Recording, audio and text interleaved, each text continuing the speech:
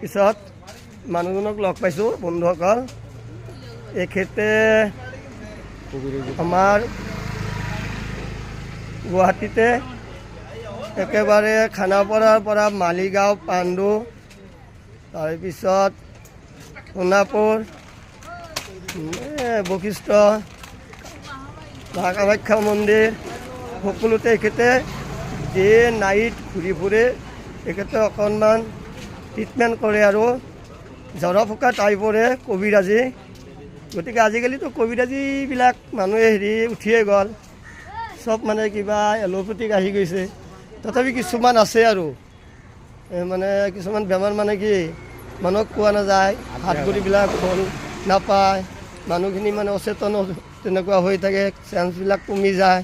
গতিকে যদি তেনেকুৱা আপোনালোকৰ আছে কোনোবা এখেতক লগ কৰিব। মই এখেতৰ পৰা মোৰ কিবা এটা হৈছিল আৰু এই ভৰিৰ গাঁঠিৰ কিনকিনীয়া বিষ হৈছিল, পিছে মানুহজনে মোক কিবা অলপ দি দিলে আৰু এই মই তেখেতৰ পৰা কিবা এটা লৈছিলোঁ আৰু ইয়াতে তাবিজ এটা বনাই দিছে আৰু এখেতে ইয়াৰ মাজত হয়না খাব। এইটো কিন্তু গুলি নহয় দিয়ক, এতিয়া মোৰ নাই আৰু মই যিমান যেনে ঘূৰি ফুৰোঁ কিবা কৰোঁ মোৰ কিন্তু নহয় আৰু উশাহ নিশাহত মই কোনো কষ্ট নাপাওঁ, মই বেছি টায়াৰ্ডো নহওঁ। গতিকে বিভিন্ন ধৰণৰ যদি আপোনালোকৰ কিবা প্ৰব্লেম আছে আৰু ফিজিকেলি অকণমান মেণ্টেলি টাইপৰে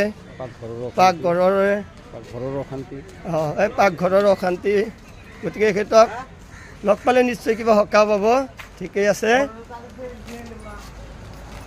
জয় জুবিন দা, জয় আই Assam. Nice day my all friends. Okay by.